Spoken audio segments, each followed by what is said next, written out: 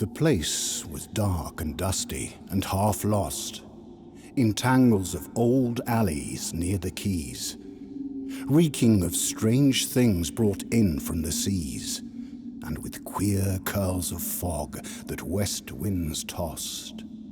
Small lozenge panes obscured by smoke and frost just showed the books in piles like twisted trees, rotting from floor to roof. Congeries of crumbling elder lore at little cost. I entered, charmed, and from a cobwebbed heap took up the nearest tome and thumbed it through, trembling at curious words that seemed to keep some secret, monstrous if one only knew. Then, looking for some cellar old in craft, I could find nothing but a voice that laughed. I held the book beneath my coat at pains to hide the thing from sight in such a place, hurrying through the ancient harbour lanes with often turning head and nervous pace. Dull, furtive windows in old tottering brick peered at me oddly as I hastened by, and thinking what they sheltered, I grew sick for a redeeming glimpse of clean blue sky. No one had seen me take the thing, but still a blank laugh echoed in my whirling head, and I could guess what nighted words of ill lurked in that volume I had coveted. The way grew strange, the walls alike and madding, and far behind me, unseen feet were padding. I do not know what windings in the waste of those strange sea lanes brought me home once more, but on my porch I trembled, white with haste, to get inside and bolt the heavy door. I had the book that told the hidden way across the void and through the space-hung screens that hold the undimensioned worlds at bay and keep lost eons to their own domains. At last, the key was mine to those vague visions of sunset spires and twilight woods that brood, dim in the gulfs beyond this earth's precisions, lurking as memories of infinitude. The key was mine, but as I sat there mumbling, the attic window shook with a faint fumbling. The day had come again, when as a child I saw just once that hollow of old oaks, grey with the ground mist that enfolds and chokes the slinking shapes which madness has defiled. It was the same. An herbage rank and wild clings round an altar whose carved sign invokes that nameless one to whom 1,000 smokes rose, eons gone, from unclean towers uppiled.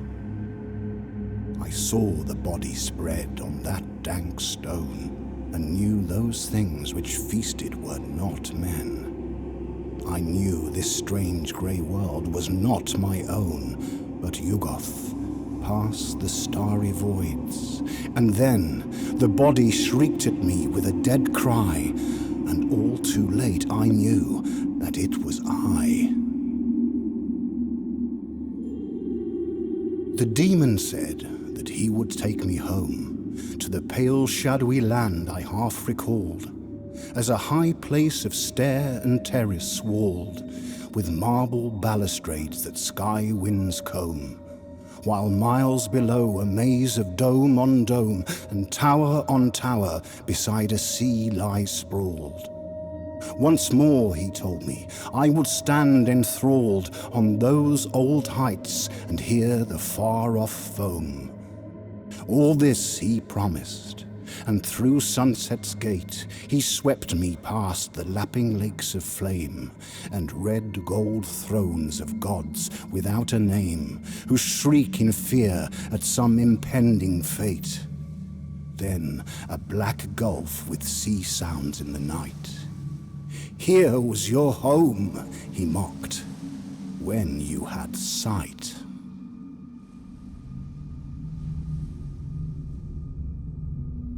We found the lamp inside those hollow cliffs, whose chiseled sign no priest in Thebes could read, and from whose caverns frightened hieroglyphs warned every living creature of earth's breed.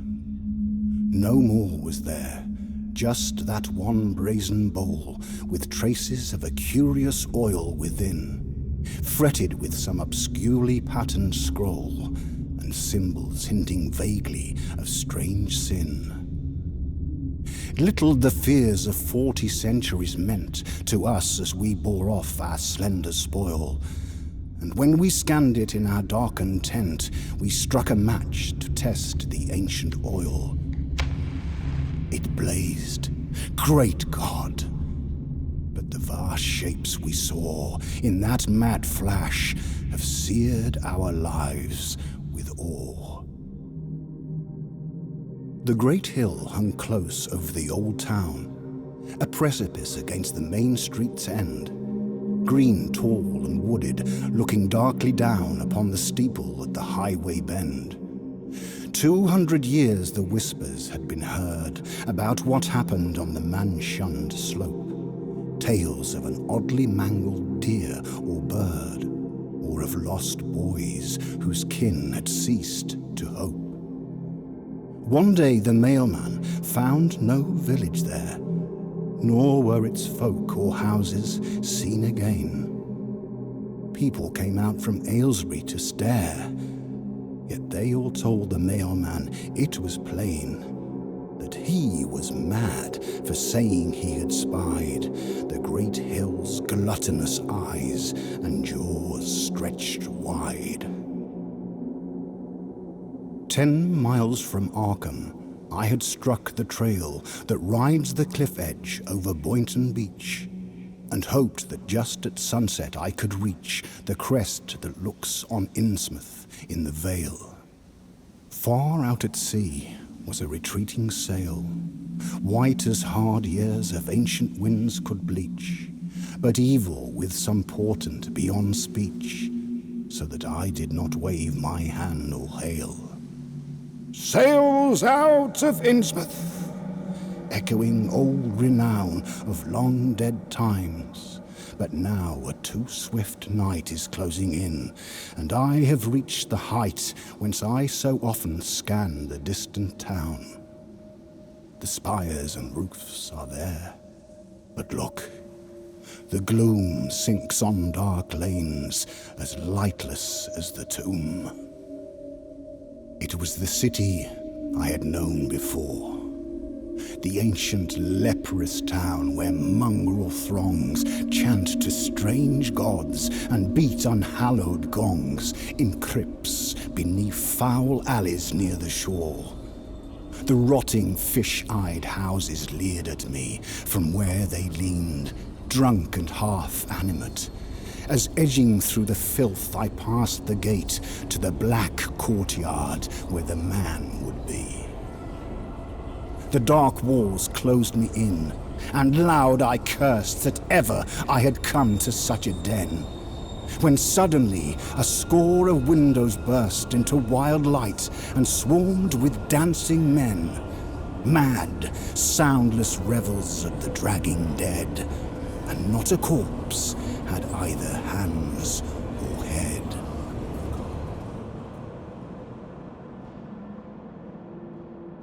They took me slumming, where gaunt walls of brick bulge outward with a viscous stored-up evil, and twisted faces, thronging foul and thick, wink messages to alien god and devil. A million fires were blazing in the streets, and from flat roofs a furtive few would fly, bedraggled birds into the yawning sky, while hidden drums droned on with measured beats. I knew those fires were brewing monstrous things, and that those birds of space had been outside. I guessed to what dark planets, crypts they plied, and what they brought from fog beneath their wings. The others laughed, till struck too mute to speak, I what they glimpsed in one bird's evil beak.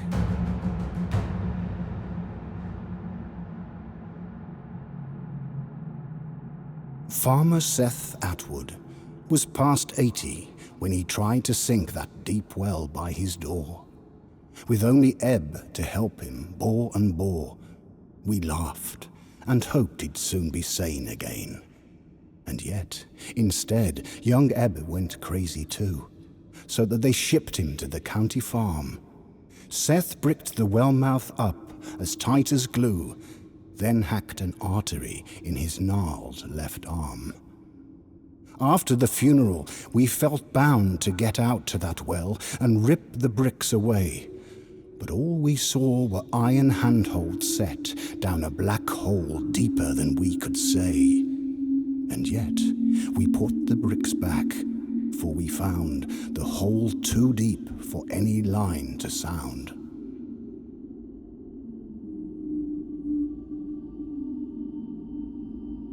They told me not to take the Briggs Hill path that used to be the high road through to Zor. For Goody Watkins, hanged in 1704, had left a certain monstrous aftermath. Yet when I disobeyed and had in view the vine-hung cottage by the great rock slope, I could not think of elms or hempen rope, but wondered why the house still seemed so new. Stopping a while to watch the fading day, I heard faint howls as from a room upstairs, when through the ivied panes one sunset ray struck in and caught the howler unawares. I glimpsed and ran in frenzy from the place, and from a four-pawed thing with human face. The winter sunset, flaming beyond spires and chimneys half detached from this dull sphere, opens great gates to some forgotten year of elder splendors and divine desires. Expectant wonders burn in those rich fires, adventure fraught and not untinged with fear, a row of sphinxes where the way leads clear toward walls and turrets, quivering to far lyres. It is the land where beauty's meaning flowers, where every unplaced memory has a source, where the great river time begins its course down the vast void in starlit streams of hours. Dreams bring us close, but ancient lore repeats that human tread has never soiled these streets.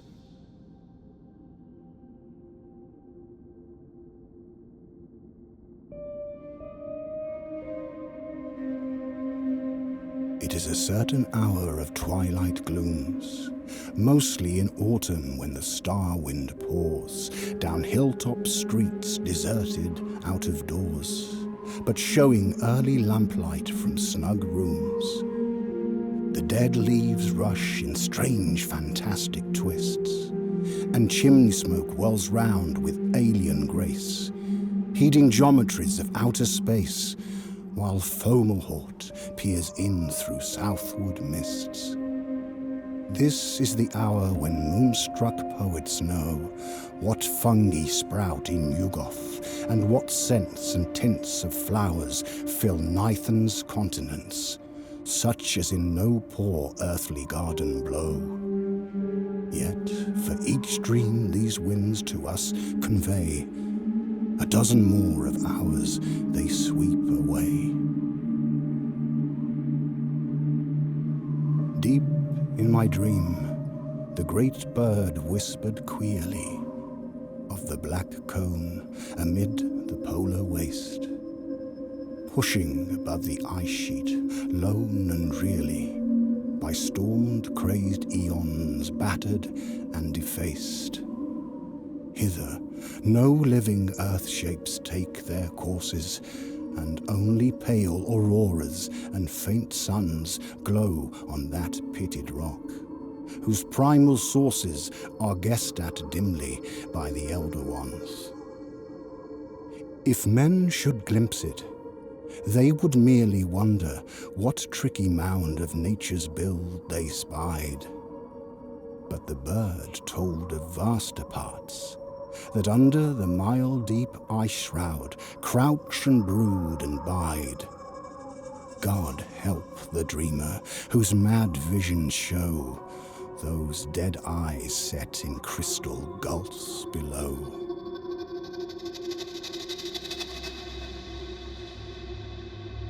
The house was old, with tangled wings outthrown, of which no one could ever half keep track. And in a small room somewhat near the back was an odd window sealed with ancient stone. There, in a dream-plagued childhood, quite alone, I used to go, where night reigned vague and black, parting the cobwebs with a curious lack of fear and with a wonder each time grown. One later day, I brought the masons there to find what view my dim forebears had shunned. But as they pierced the stone, a rush of air burst from the alien voids that yawned beyond. They fled, but I peered through and found unrolled all the wild worlds of which my dreams had told. There were great steppes and rocky tablelands, stretching half limitless in starlit night, with alien campfires shedding feeble light on beasts with tinkling bells in shaggy bands. Far to the south the plains sloped low and wide, to a dark zigzag line of wall that lay like a huge python of some primal day which endless time chilled and petrified. I shivered, oddly, in the cold, thin air, and wondered where I was and how I came, when a cloaked form against a campfire's glare rose and approached, and called me by my name. Staring at that dead face beneath the hood, I ceased to hope, because I understood.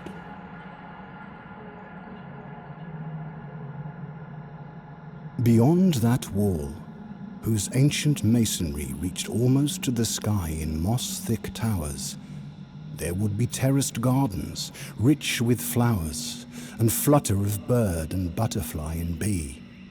There would be walks, and bridges arching over warm lotus pools reflecting temple eaves, and cherry trees with delicate boughs and leaves against a pink sky where the herons hover.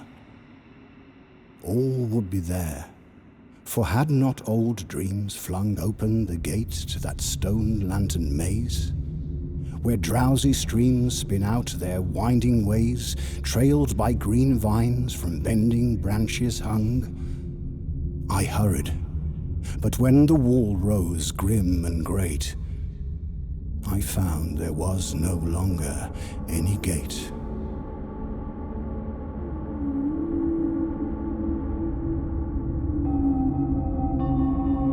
Year after year, I heard that faint, far ringing of deep-toned bells on the black midnight wind. Peals from no steeple I could ever find, but strange, as if across some great void winging. I searched my dreams and memories for a clue, and thought of all the chimes my visions carried, of quiet Innsmouth, where the white gulls tarried around an ancient spire that once I knew. Always perplexed, I heard those far notes falling, till one March night the bleak rain splashing cold beckoned me back through gateways of recalling to elder towers where the mad clappers tolled. They tolled, but from the sunless tides that pour through sunken valleys on the sea's dead floor.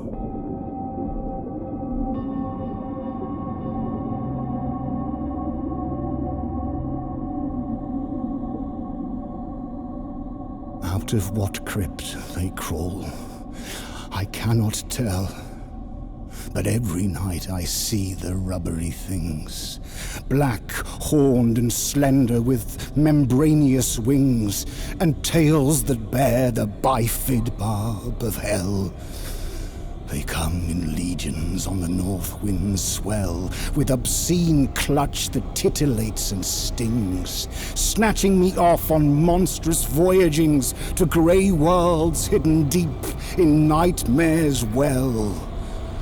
Over the jagged peaks of Thok they sweep, heedless of all the cries I try to make, and down the nether pits to that foul lake, where the puffed Yuggoth splash in doubtful sleep. But oh, if only they would make some sound, where a face, where faces should be found.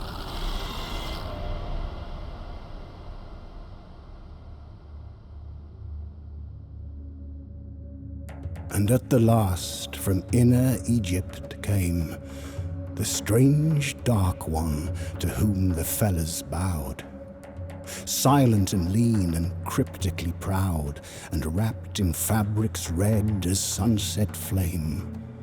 Throngs pressed around, frantic for his commands, but leaving, could not tell what they had heard.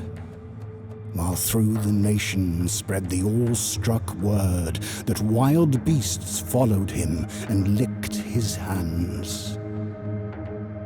Soon from the sea a noxious birth began, forgotten lands with weedy spires of gold. The ground was cleft, and mad auroras rolled down on the quaking citadels of man. Then, crushing what he chanced to mold in play, the idiot chaos blew Earth's dust away.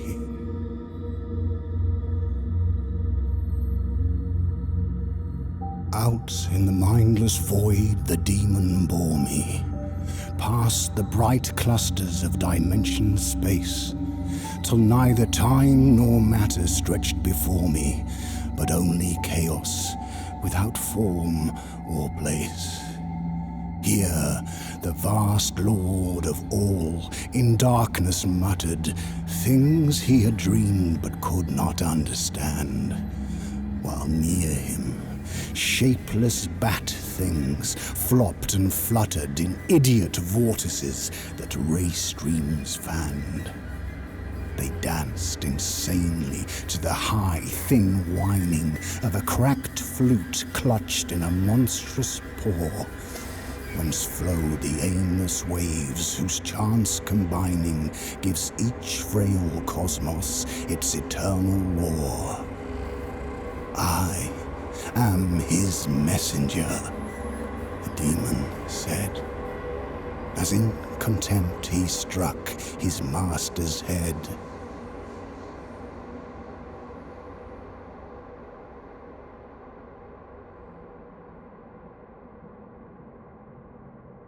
I do not know if ever it existed, that lost world floating dimly on time's stream, and yet I see it often, violet misted and shimmering at the back of some vague dream.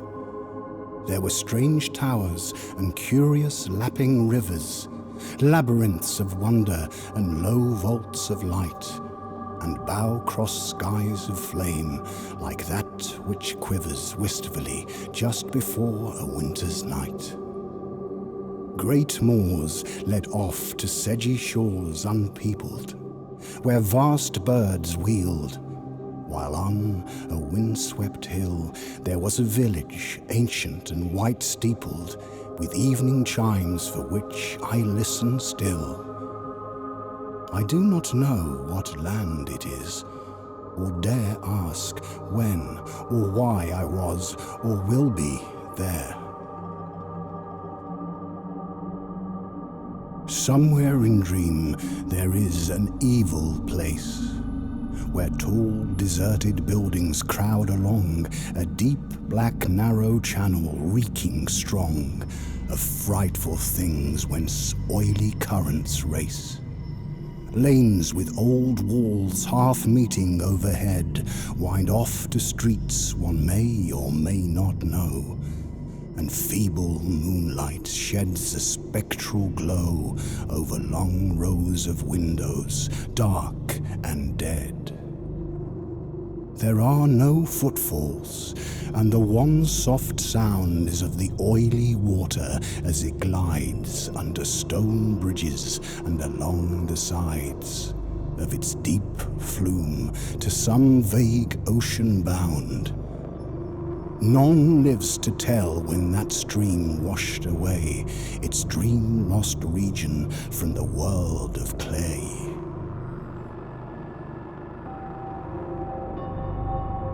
"Beware Saint Toad's cracked chimes!" I heard him scream, as I plunged into those mad lanes that wind in labyrinths obscure and undefined, south of the river where old centuries dream. He was a furtive figure, bent and ragged, and in a flash had staggered out of sight. So still I burrowed onward in the night, toward where more rooflines rose, malign and jagged. No guidebook told of what was lurking here, but now I heard another old man shriek. "Beware Saint Toad's cracked chimes!" And growing weak, I paused, and when a third greybeard croaked in fear, "Beware Saint Toad's cracked chimes!" Aghast, I fled, till suddenly that black spire loomed ahead. John Whately lived about a mile from town, up where the hills began to huddle thick. We never thought his wits were very quick, seeing the way he let his farm run down. He used to waste his time on some queer books he'd found around the attic of his place, till funny lines got creased into his face, and folks all said they didn't like his looks. When he began those night howls, we declared he'd better be locked up away from harm. So 3 men from the Aylesbury town farm went for him, but came back alone and scared. They'd found him talking to 2 crouching things that at their step flew off on great black wings.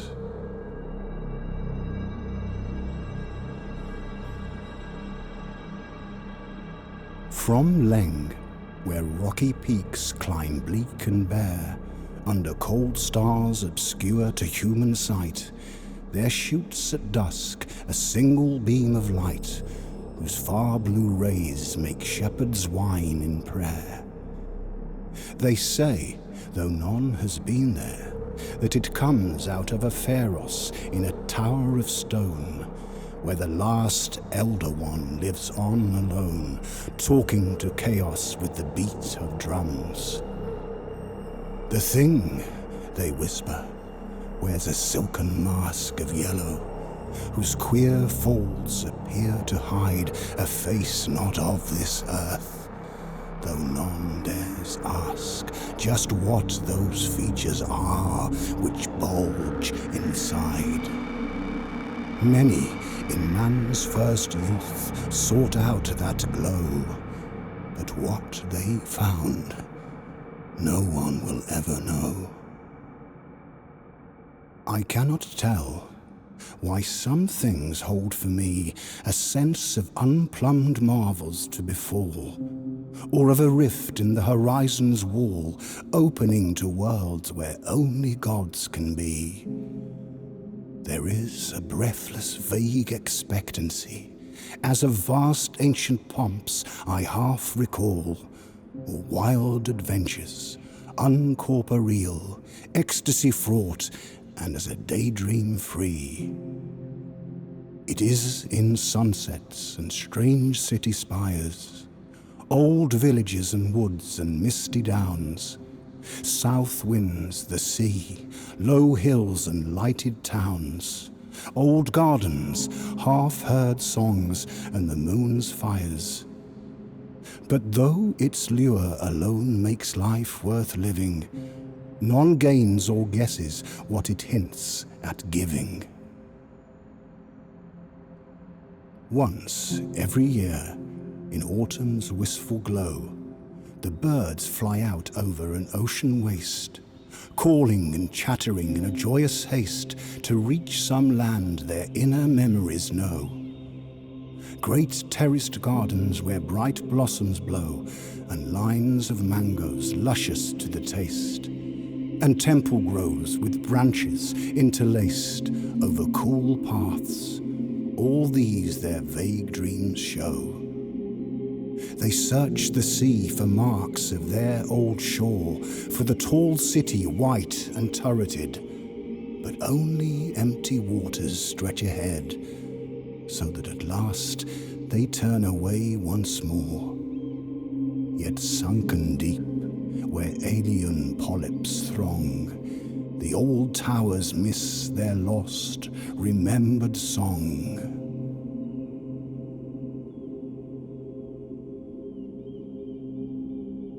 I never can be tied to raw new things, for I first saw the light in an old town, where from my window huddled roofs sloped down to a quaint harbour rich with visionings.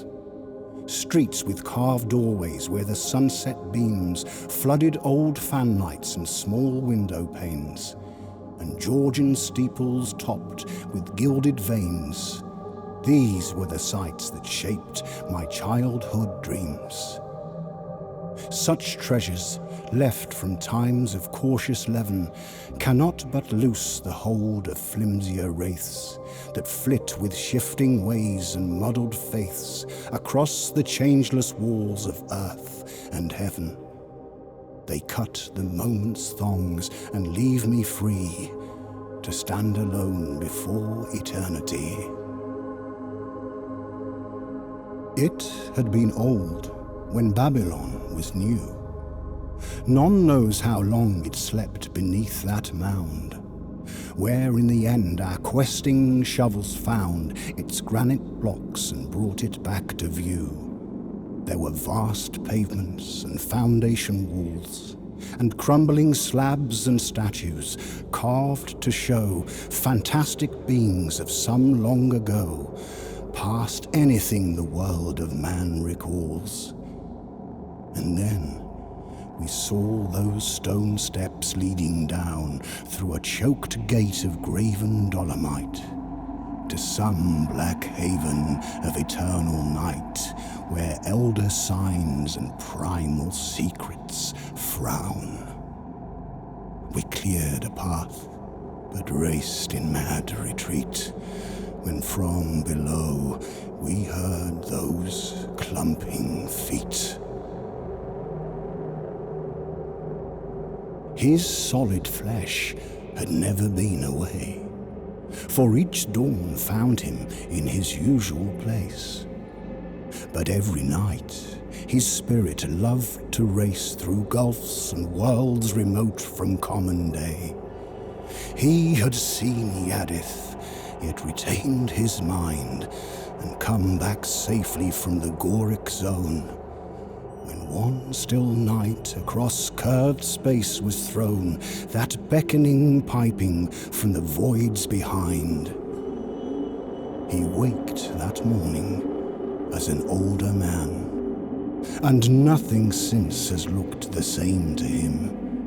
Objects around float nebulous and dim, false phantom trifles of some vaster plan. His folk and friends are now an alien throng to which he struggles vainly to belong.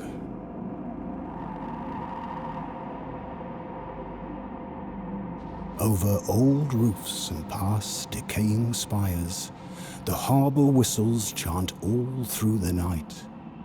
throats from strange ports, and beaches far and white, and fabulous oceans ranged in motley choirs, each to the other alien and unknown, yet all by some obscurely focused force from brooding gulfs beyond the zodiac's course, fused into one mysterious cosmic drone.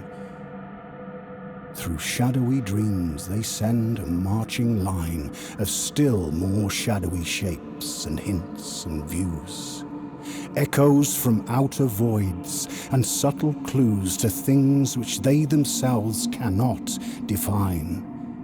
And always in that chorus, faintly blent, we catch some notes no Earthship ever sent. The way led down a dark, half-wooded heath, where moss-grey boulders humped above the mould, and curious drops, disquieting and cold, sprayed up from unseen streams in gulfs beneath. There was no wind, nor any trace of sound in puzzling shrub or alien-featured tree, nor any view before, till suddenly, straight in my path, I saw a monstrous mound. Half to the sky those steep sides loomed upspread, rank-grassed and cluttered by a crumbling flight of lava stairs that scaled the fear-topped height in steps too vast for any human tread. I shrieked and knew what primal star and year had sucked me back from man's dream transient sphere.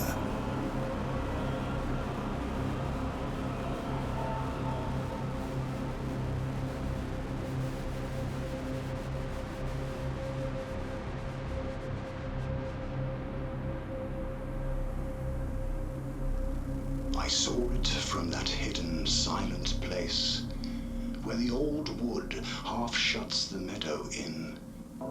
It shone through all the sunset's glories, thin at first, but with a slowly brightening face.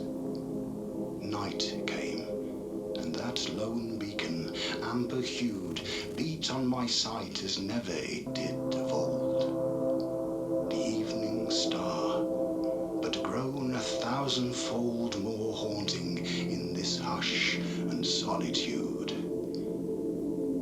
It traced strange pictures on the quivering air, half memories that had always filled my eyes. Vast towers and gardens, curious seas and skies of some dim life I never could tell where. But now I knew that through the cosmic dome, those rays were calling from my far lost home.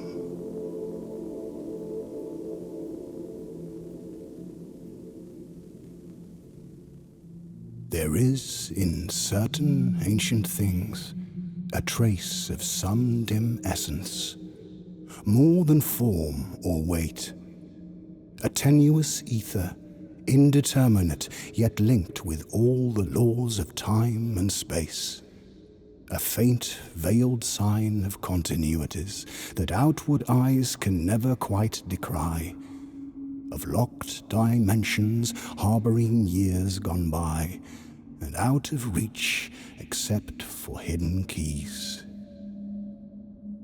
It moves me most when slanting sunbeams glow on old farm buildings set against a hill, and paint with life the shapes which linger still from centuries lesser dreamed than this we know. In that strange light I feel I am not far from the fixed mass whose side the ages are.